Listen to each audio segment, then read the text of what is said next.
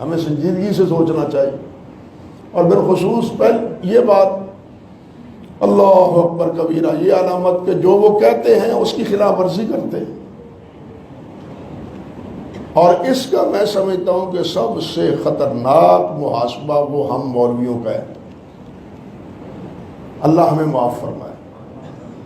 وہ ہمارے بزرگ مولانا شیخ عبوری رحمۃ اللہ علیہ فرمایا کرتے تھے کہ بھائی ہم مولوی تو دو دھاری تلوار پر کھڑے، دو دھاری تلوار پر کھڑے. اگر تقریر صحیح ہو جائے اور لوگ واہ واہ کر لیں، ہمارے دل میں ریا کا مسئلہ پیدا ہو جائے، ان کی خوشنودی کا مسئلہ پیدا ہو جائے، وہ بھی بیڑا غرق. اللہ تو راضی نہ ہوگا، سامعین راضی ہو گئے. سمجھے نا؟ اللہ راضی نہیں، سامعین راضی ہو گئے. ہم نے سامعین کو راضی کی ہے.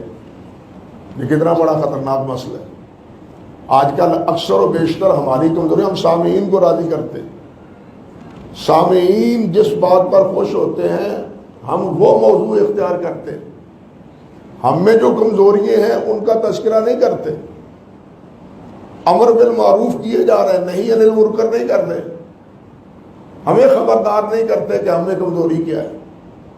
بلکہ اس سے بھی زیادہ خطرناک بات یہ ہے، کسی دوسرے کو کیا، ہمیں اگر آپ کہیں مولوی صاحب تواڈے چاہ عیب ہے، اے نقص ہے، اے کمزوری ہے، یہ غلطی ہے، یہ تواڈے کو نہیں ہونی چاہیے. اسی وہ گڑے پہن جانتے ہیں.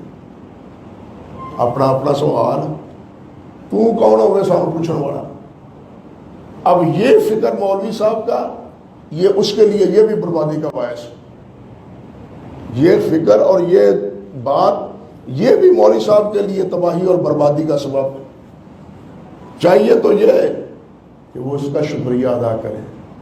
بھائی تیری مہربانی، تو نے میری غلطی سے مجھے متنبہ کیا، اللہ مجھے میری رہنمائی فرمائے، اور اللہ مجھے اس غلطی سے میری اس غلطی کو معاف کر.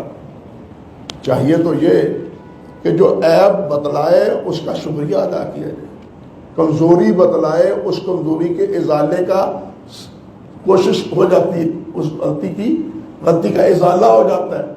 لیکن ہم یہاں غلطی بتلانے والے کے پیچھے پڑ جاتے ہیں. اب بتلائیے قصور کس کا ہے؟ سامعین سے زیادہ خطرہ جس بات کا ہے وہ سنانے والوں کے بارے میں.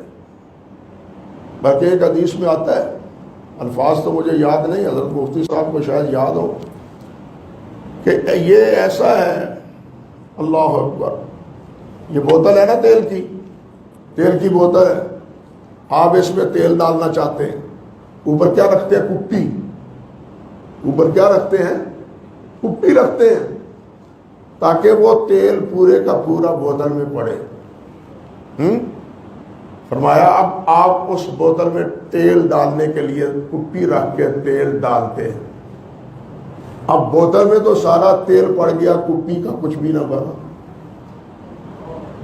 کپی کا کچھ نہیں بنا. سارا تیل تو ہضم کیا کس نے؟ کپی کی کپی رہی. سمجھے بات؟ کپی ہی رہی. اس نے کیا پایا؟ بھائی اگر ہم میں کوئی اخذ کی بات ہے تو سب سے پہلے تو ہمیں اس سے مستفید ہونا چاہیے. ہم دوسروں کو تو مستفید کرتے ہیں، خود اس سے مستفید نہیں ہوتے. ہم سارے جہان کو کہتے ہیں قرآن مجید پڑھو، قرآن مجید کی تلاوت کرو، قرآن مجید کا یہ فضیلت ہے، مگر ہم نہیں سوچتے کہ کہنے کے ساتھ ساتھ خود ہم کتنا پڑھتے ہیں، ہم تلاوت اس کی کتنی کرتے ہیں.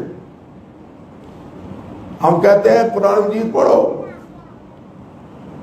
ٹھیک ہے، یہ ترغیب ہے اور ترغیب یہ دینی چاہیے، اس کا انکار نہیں. مگر سوال تو یہ ہے کہ اللہ نے یہ جو فرمایا لما تقولون ما لا تفعلون، اور جو تم خود کرتے نہیں ہو کہتے کیوں ہو؟ کبر مقتا عند اللہ ان تقولوا ما لا تفعلون. یہ کتنا بڑا مقت ہے، گناہ ہے، عیب ہے کہ جو تم کرتے نہیں ہو وہی لوگوں کو تلقین کیے جا رہے ہو. اب بتلائیے اس کا مصداق ہم نہیں ہے تو اور کون ہے؟ دوسروں کی اصلاح سے زیادہ اب ضرورت اس بات کی ہے کہ اصلاح کرنے والے خود اپنی اصلاح کریں.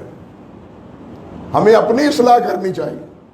اور سچی بات یہ ہے کہ جب یہ اصلاح ہماری تھی، ہم مصلح تھے یعنی اپنی اصلاح کرنے والے تھے، تو پھر جو سنتے تھے ان کی بھی اصلاح ہوتی تھی، ان کی بھی اصلاح ہوتی تھی. آج جتنی مساجد ہیں ماشاءاللہ، ہر مسجد میں درس ہو رہا ہے، ہر مسجد میں تلقین ہو رہی ہے، تبدیلی کیوں نہیں آتی؟ ہم جھوٹ کیوں نہیں چھوڑتے؟ چوری کیوں نہیں چھوڑتے؟ بددیانتی کیوں نہیں چھوڑتے؟ خیانت کیوں نہیں چھوڑتے؟ ہر مسجد میں اس چیز کی مذمت ہوتی ہے، چھوڑتے کیوں نہیں؟ اس کا اثر کیوں نہیں نکلتا؟ کیونکہ ہماری باتیں بے اثر ہوتی چلی جا رہی ہیں. اس لیے کہ خود ہماری باتیں بے اثر ہوتی چلی جا رہی ہیں. اللہ ہماری باتوں میں وہ اثر پذیر بنائے، اور یہ اسی وقت ہوتا ہے جس وقت خود ہم عمل کریں، ہمارے عمل میں تضاد نہ ہو، ہمارے قول اور فعل میں مخالفت نہ ہو. اگر ہمارے بارے میں کتنی بدنصیبی ہے، کہنے والے کہتے ہیں مولوی صاحب جو کچھ کہیں نے وہ مان لیا کرو، جو کر دینے وہ نہ منیا کرو. بتلاؤ یہ تبصرے ہیں؟ یہ میں اپنے آپ پر تنقید کر رہا ہوں. آپ ایماندار سے یہ ہمارے بارے میں تبصرے ہیں یا نہیں ہیں؟ تو پھر دوسروں کی اصلاح کی ہم فکر کرتے ہیں. میں سمجھتا ہوں سب سے پہلے تو ہماری اپنی اصلاح کی ہمیں فکر کرنی چاہیے. مگر سب سے بڑا نیب، سب سے بڑا قصور یہ ہے کہ ہمیں اپنے اس کوتاہی کا احساس بھی نہیں. المیہ یہ ہے کہ اس کا احساس بھی نہیں. اگر کسی کو کہہ بھی دیا جائے تو وہ پھر اخذت العزت بالاسم، وہ اس کا مصداق بن جاتا ہے، اس کی عزت مانے بن جاتی. تو کیوں کون ہوئے علماء دی توہین کرنے والا؟ تو کون ہوئے مولویاں دی توہین علماء کرام دی توہین کرنے والا؟ وہ اللہ دے بندے ہو. علماء کی توہین تو اس لیے ہو رہی ہے کہ علماء کی جو ذمہ داری ہے یہ اس کو پورا نہیں کر رہے ہیں.